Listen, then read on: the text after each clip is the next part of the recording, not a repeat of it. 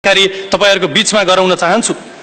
10 वर्ष युद्धमा थुप्रै नौजवानहरूले वीरगति प्राप्त गर्नुभयो, थुप्रै नेपाली युवा र जनताहरू शहीद हुनुभयो, हजारौं आमाहरूका काख रित्ता भए, चेलीहरूका सिन्दूर पुछिए, हजारौं बालबालिकाहरू टुरा भए, योद्धाहरू घाइते अङ्गभङ्ग भए। म सधैँ सोच्ने गर्छु 2007 सालदेखि 36 साल 46 साल 10 वर्ष युद्ध 62-63 को जनआन्दोलनहरू हुँदै यी सबै घटनामा कति जनता मरे, कति सेना राष्ट्रसेवक मरे, कति विद्रोही मरे, कति मधेस आन्दोलनमा झापा विद्रोहमा मरे।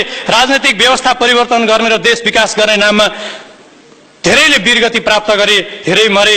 तर म सधैँ सोच्छु जनताले के पाए, देशले के पायो, देशले के गुमायो, यस विचारमा हामीले पाउने भन्दा बढी धेरै गुमाएछौं। मैले सधैँ सोच्ने गर्छु हामीले कालापानी गुमायौं, हामीले टनकपुर गुमायौं, हामीले कोशी गुमायौं, हामीले महाकाली गुमायौं, हामीले मदन भण्डारी गुमायौं, हामीले राजा वीरेन्द्र लोकप्रिय राजा वीरेन्द्र गुमायौं, हामीले विराटनगर जुट मिल गुमायौं, जनकपुर चुरोट कारखाना गुमायौं, हेटौडा सिमेन्ट उद्योग गुमायौं, उद्योग धन्दा कल कारखानाहरू थुप्रै गुमायौं। गुमाउँदा गुमाउँदै 72 प्रकृतिले समेत हामीलाई ठगो। 73 वैशाख 12 को महाभूकम्पले गर्दा धरहरा र थुप्रै राष्ट्रिय सम्पदाहरू हामीले गुमायौं र कति त भग्नावशेष अवस्थामा छन्। हाम्रो राष्ट्रिय दिवस छैन, गुमाउने क्रममा हाम्रो राष्ट्रिय पोशाक छैन, हाम्रो राष्ट्रिय खेल, राष्ट्रिय फूल जनावर लगायत थुप्रै कुराहरूको ठेगान छैन। हाम्रो राष्ट्रिय भाषा खारेज गर्न खोजिँदैछ। सच्चा नेपालीले अझै नागरिकता पाएका छैनन्, तर 40औं लाख नागरिकता चिया पसल र किराना पसलमा राखेर 500 र 1000 मा बिक्री गरिएका छन्। एकाथरी जनताले विश्वास गरेकाहरू सत्ता बाहिर हुँदा एक मधेस प्रदेश, सत्तामा पुगेपछि मधेसकै नामले लुटिङ्गे हम देश गरिरहेका छन्। अर्को थरी तिनी हामीले विश्वास गरेका 40 लाख नागरिकतावालालाई यो देशको प्रधानमन्त्री, राष्ट्रपति, प्रधान सेनापति र आइजिपी बनाउनु पर्छ भनेर संविधान संशोधनको प्रस्ताव लिएर आउन खोजिरहेका छन्। यो देश त यस्तो बनाउनका लागि खोजिएको छ कि मानौ देश एउटै काटेर बेच्न राखिएको सिंगै खसी हो। खुट्टी काटेर एउटाले एकातिर दिने, फिला काटेर अर्काले अर्कातिर दिने, कलेजो काटेर टाउका काटेर अर्काले अर्कोतिर बेच्ने, कहिले नागरिकता बेच्ने, कहिले खोला बेच्ने, कहिले हिमाल बेच्ने, कहिले लुम्बिनी बेच्ने, अनि काँक्रो चिरा पारे जस्तो भाग लगाएर खाए जस्तो यहाँदेखि यहाँसम्म मेरो, त्यहाँदेखि त्यहाँसम्म तेरो, एउटा भन्छ झापा मोरङ सुनसरी छुन दिन्न र अर्को भन्छ कैलाली कञ्चनपुर छुनै दिन्न। हो त के यो उनीहरूको बाउ बाजेको वीरता हो नेपाल, जसले जहाँ जहाँ मन लाग्यो त्यता भाग लगाएर भागभण्डा गरेर खान पाउने? म आग्रह गर्न चाहन्छु हाम्रा नेतृत्वकर्ताहरू, जसलाई हामीले जो पहिला हामीसँगै सडकमा, पेटीमा, डेरामा सँगै प्राय नेताजीहरू सँगै हामीसँगै हात्तीछाप र गोलीस्टार जुत्तामा देखिन्थ्यो। 2-4 वर्ष पहिले, 5-6 वर्ष पहिले, यो 2-4 वर्ष 5-7 वर्षको बीचमा न उहाँहरूले कुनै उद्योग धन्दा व्यापार व्यवसाय सुरु गर्नुभएको छ, न कुनै जागिर नै खानु भएको छ। उहाँहरू पूर्णतः बेरोजगारी हुनुहुन्छ। यहाँ व्यापार व्यवसाय गर्नेलाई घर भाडा र ब्याङ्कको लोन तिर्न त यत्रो गाह्रो छ भने रातारात ती पजेरो कसरी आए, त्यत्रा महल कसरी बने, खानपान र मोज मस्ती त्यत्रो कसरी आयो, यसको छानबिन हुनुपर्छ कि पर्दैन? तपाईहरु असल र इमानदार हुनुहुन्छ भने म आग्रह गर्न चाहन्छु र चुनौती दिन चाहन्छु, यदि संशोधन प्रस्तावै लैजानुहुन्छ भने भ्रष्टाचारीका सम्पूर्ण सम्पत्तिहरू राष्ट्रियकरण गर्ने र भ्रष्टाचारीलाई टुडी खेलमा लिएर आएर फाँसी दिने संविधान संशोधनको प्रस्ताव लैजानुस् र त्यसको जायजता खारेज गर्न सकेर त्यो हेर्ने अधिकार जनतालाई दिने किसिमको कानून लैजानुस्, संशोधनको प्रस्ताव लैजानुस्, हामी सपोर्ट गर्छौं। त्यसैगरी संशोधन प्रस्ताव नै लैजाने भए 7 वर्षमा हामीले 8 वटा प्रधानमन्त्री बिहोर्यौं। गरिब, पिछडिएका, दलित, उत्पीडित जनजाति, सोझा सिधा जनताको समानुपातिको नाममा आफ्ना श्रीमती, सालासाली, छोराछोरी, बुहारी र कार्यकर्ताहरूलाई चाहिँ करोडौं पैसा लिएर व्यापारीहरूलाई सांसद र मन्त्री बनाएको देख्यौं। त्यसको अन्त्य गर्न प्रत्यक्ष जननिर्वाचित कार्यकारी प्रणालीको व्यवस्था हुनुपर्ने संशोधन प्रस्ताव लैजानुस्, हामी त्यसमा समर्थन गर्न तयार छौं। त्यसैगरी यो देश, मैले अघि नै पनि भने, यो देश कसैको वीरता होइन र कसैको पौरखले, व्यक्तिगत पौरखले पनि आर्जेको होइन। यो देश पृथ्वी नारायण शाहको नेतृत्वमा नेपाली सेनाले 22 र 24 राज्यको एकीकरण गर्दै बनाएको 4 जात 36 वडाको साझा फुलबारी नेपाल हो। नेपाल कहिले कसैको उपनिवेश भएन, कसैको गुलाम भएन। हिन्दुस्तान, अमेरिका, फ्रान्स वा अन्य देश जस्तो कसैको साम्राज्यमा कहिले शासित भएन। हामीले अरूलाई इज्जत र सम्मान गर्न जानेका छौं, तर कसैसँग झुक्ने लत्रिने नेपालीको चरित्र छैन। आधा विश्वभन्दा बढीलाई शासन गर्ने, अंग्रेजलाई पनि परास्त गर्ने 73 वर्षीय भक्ति थापा, बलभद्र कुँवर, अमरसिंह थापा र भीमसेन थापाका सन्ततियौं विश्वभरि गोर्खालीको नाममा हामीले इमान र इज्जत कमाएका छौं। सुब्बा र खरदार बन्न एसएलसी +2 पास गरेको हुनुपर्ने, आर्मीमा जान छाती यति, हाइट यति, यो स्वास्थ्य यस्तो भन्ने हुनुपर्ने, प्रहरीमा जान त्यस्तै हुनुपर्ने, अधिकृतमा जान स्नातक पढेको यस्तो नैतिक चरित्रको हुनुपर्ने, तर देश चलाउने नीति नियम बनाउने मान्छे 12 खरी पनि राम्रो नजान्ने भए पनि हुने।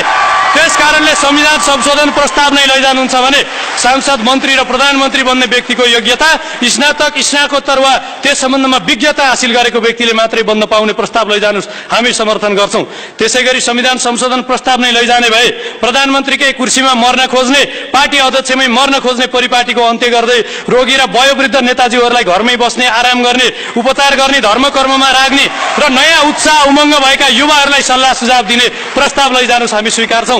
यदि होइन भने तपाईहरु चाहिँ मुलुकलाई बर्बाद बनाउने, हामी जस्ता 40औं लाख हाम्रा युवा साथीहरू 50-55 डिग्रीको तापक्रममा खाडीमा गएर लेबरको काम गर्ने पर्ने, अरबमा भेडा चराउनु पर्ने, अनि त्यही हामीले पठाएको रेमिटेन्स र हाम्रा सोझा दाजुभाइ दिदीबहिनीहरूको करबाट उठाएको पैसाले तपाईहरुको उपचार गराइदिइरहनु पर्ने, रुकुम, रोल्पा, कडाली, जाजरकोटका जनताहरू सिटामोल किन्न नसकेर मरिरहेका छन्। औषधि किन्ने पैसा नभएर हाम्रा जनता आत्महत्या गरिरहेका छन्।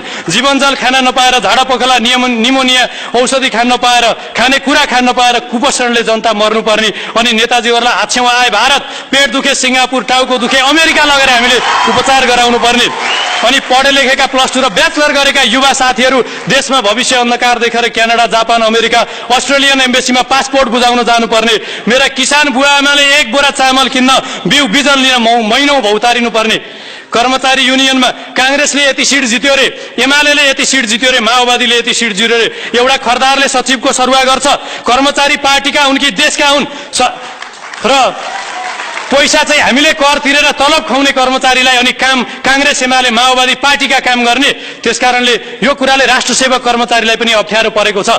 राष्ट्रसेवकहरू न पार्टीतिर लाग्नु न राष्ट्र सेवामा लाग्नु बडो कन्फ्युज र दोधारमा परेका छन्। त्यसकारणले म अब अन्तिममा हामीले सधैँ नमस्कार गरेर तपाईहरुको यो शासन हामीले मान्दिरहनु पर्ने, युवाहरूले सधैँ सुन्दिरहनु पर्ने, अनि राष्ट्रसेवक, नेपाल प्रहरी, नेपाल आर्मीहरूले सधैँ देश बिगार्नेहरूलाई सलाम गरिरहनु पर्ने, स्यालुट ठोक्नु पर्ने।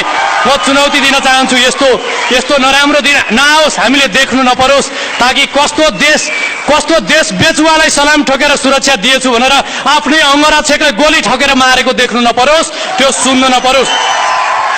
हामीले नारायणहिटी राजदरबारमा भएको अधिकार दिल्ली दरबार, बेजिङ दरबार वा न्युयोर्क दरबार वा बेलायतको प्यालेसमा दिनलाई आन्दोलन गरेका होइनौं। हामीले त त्यो अधिकार मेची महाकाली पुगोस्, रुकुम, रोल्पा पुगोस्, जुम्ला, कडाली पुगोस्, विकास र परिवर्तन, समृद्धिको रापताप हरेक किसानले, मजदुर र किसानका घर गरेर झुपडीमा पुगोस् भनेर आन्दोलन गरेका हौं।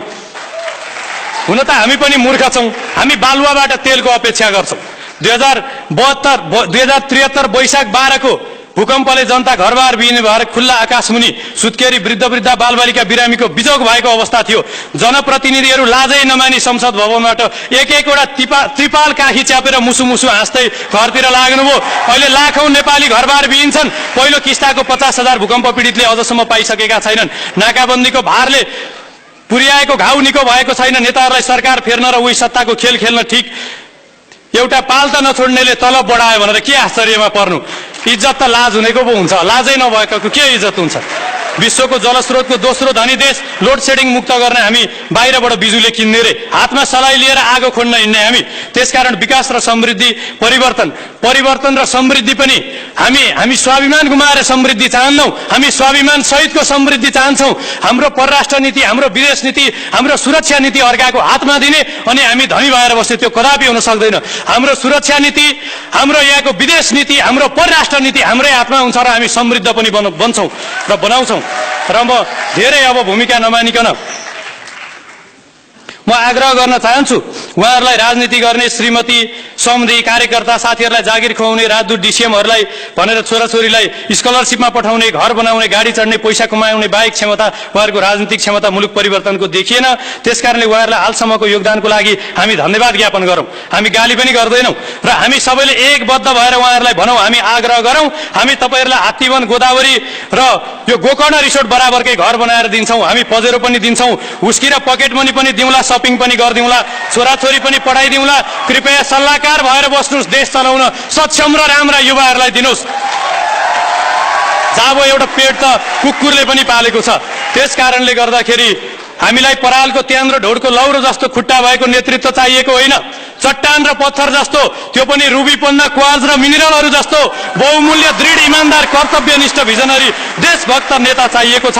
त्यसकारणले राष्ट्र निर्माण हामी सबैको दायित्व हो। राष्ट्र निर्माणका लागि नीति, नियत र नेतृत्व परिवर्तन आजको सबैभन्दा पहिलो आवश्यकता हो र नागरिक समूहले गरेका गतिविधि र यी कुरा सधैँ नागरिक समूह लागिरहनेछ। यो कुनै व्यक्तिगत कुरा होइन, कुनै पार्टीको कुरा काटेको होइन, कुनै सरकारको विरोध गरेको कुरा होइन।